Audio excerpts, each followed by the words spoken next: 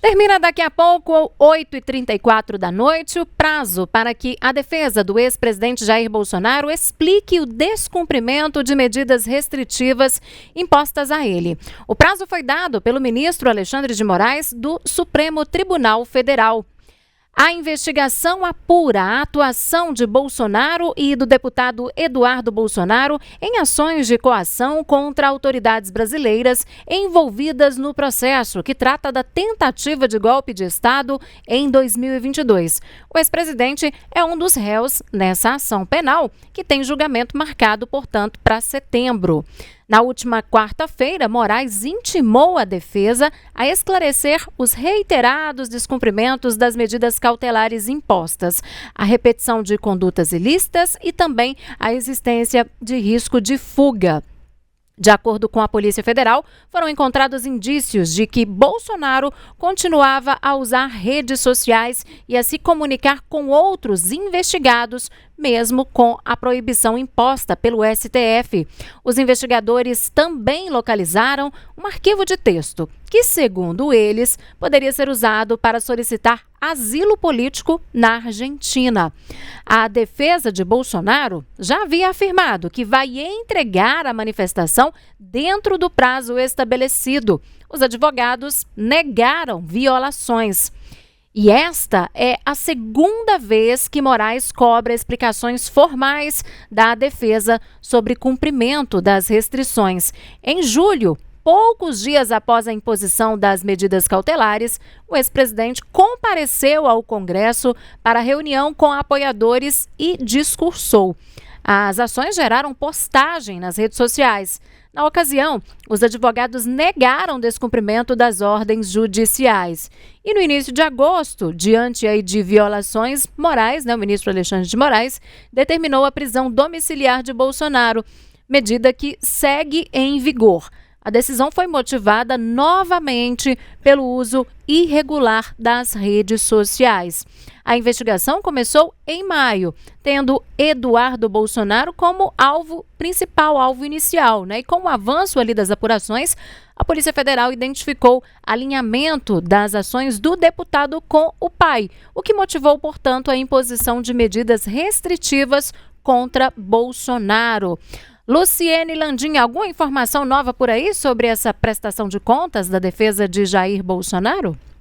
Síria, a gente segue na expectativa. A defesa do ex-presidente Jair Bolsonaro tem pouco mais de uma hora para protocolar essas explicações no sistema do Supremo Tribunal Federal. Até agora, nada. Mas eu separei aqui para a gente uma linha do tempo para a gente explicar o que está em jogo, O que paira, a dúvida que juristas, inclusive, falam aqui em Brasília é se Moraes pode decretar a prisão preventiva de Jair Bolsonaro em face dessa prisão domiciliar. Hoje, o ex-presidente cumpre prisão domiciliar por conta do descumprimento de medidas cautelares. A gente lembra aqui que no dia 18 de julho, há pouco mais de um mês, Moraes determinou então essas medidas cautelares a Jair Bolsonaro, entre elas o uso de tornozeleira eletrônica e a proibição de usar redes sociais, tanto os perfis do ex-presidente quanto a terceirização, o perfil de aliados, ou seja, o ex-presidente usar perfis de aliados para propagar mensagens dele ali nas redes sociais. No dia 24 de julho, então, a gente teve uma segunda decisão do ministro Alexandre de Moraes, mantendo essas cautelares, mas ameaçando uma prisão preventiva se Bolsonaro descumprisse essas restrições. Isso porque dias antes o ex-presidente foi à Câmara dos Deputados aqui em Brasília e mostrou ali a tornozeleira eletrônica e um conteúdo que foi entendido pelo ministro como fabricado exatamente para ser usado nas redes de aliados. Depois, então, no dia 4 de agosto, Moraes determinou a prisão domiciliar de Jair Bolsonaro. Então, no dia 24 de julho, ele tinha ameaçado a prisão preventiva no caso de novo descumprimento, mas no dia 24 ele determinou a prisão domiciliar e não a preventiva. Para a gente falar a diferença, a preventiva é uma prisão em regime fechado. Na prisão, realmente, a domiciliar, Jair Bolsonaro cumpre em casa. Então, nesse dia 4 de agosto, foi decretada a prisão domiciliar, mas com ameaça de prisão preventiva em caso de novo descumprimento.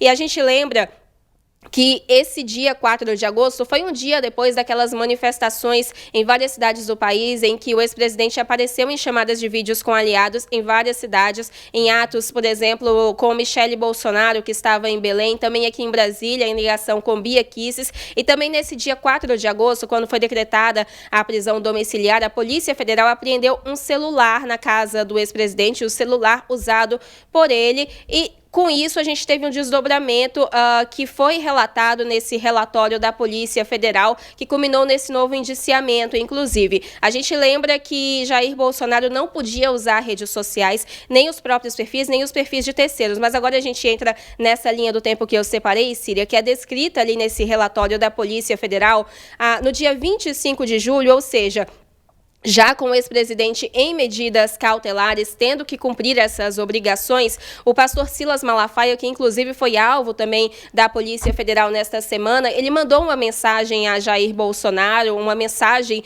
de texto ali para o celular do ex-presidente, pedindo que Bolsonaro disparasse vídeos ali para listas que mantinha, para contatos que o ex-presidente tinha salvo. Isso então foi no dia 25 de julho, mas pedidos semelhantes se repetiu também no dia 27, no dia 28 de julho. Nesse pedido do dia 28, Silas Malafaia, inclusive, citou lista de transmissão que Jair Bolsonaro mantinha ali com aliados, com militantes. E nesse documento, a Polícia Federal cita, inclusive, que no dia 3 de agosto, que foi o dia dessas manifestações em que o ex-presidente participou por chamadas de vídeo, também divulgou imagens dele assistindo a esses atos pelo país na casa dele, na beira da piscina, ali com a tornozeleira eletrônica. A PF descreveu nesse relatório que houve grande movimentação de compartilhamento por meio do aplicativo WhatsApp, englobando diversos conteúdos, incluindo vídeos relacionados às sanções ao ministro Alexandre de Moraes, as sanções dos Estados Unidos, incluindo a Lei Magnitsky, bem como a divulgação e promoção dos eventos. Esses eventos são exatamente essas manifestações do dia 3. A APF concluiu, então, nesse relatório que Bolsonaro foi vetor de propagação de conteúdos e um vídeo que foi publicado em um canal no YouTube teve mais de 2 milhões de visualizações em uma única conta. E a conclusão foi justamente que os disparos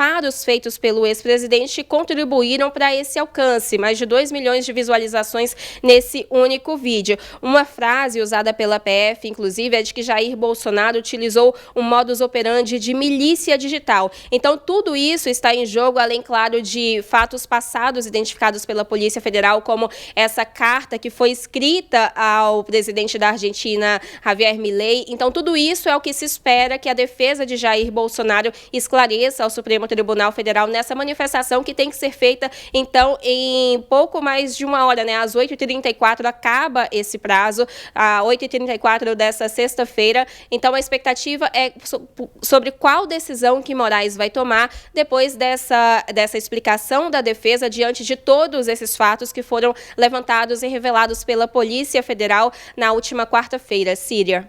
Tá certo, Luciane, muito obrigada mais uma vez. A Luciane continua conosco lá em Brasília. E o deputado federal Eduardo Bolsonaro, ele fez uma publicação em uma rede social onde ele, mais uma vez, repudia aí as atitudes do ministro do STF, Alexandre de Moraes. I'm the most voted ever congressman in the history of Brazil, living in exile in the United States because my country is not a safe place anymore to be, even to speak. What is happening now in Brazil is that the federal police task force under Alexandre de Moraes' control are accusing me formally of violent abolition of the rule of law, which means that I can be put in jail for more than 12 years. And why all of that? Because you know, who follow me on social media, that I am working, denouncing the human rights violation of Alexandre de Moraes and his partners. And this, for them, is a crime. They're considering the Trump administration and some people in the Congress, congressmen, senators, as criminals because they are listening to me.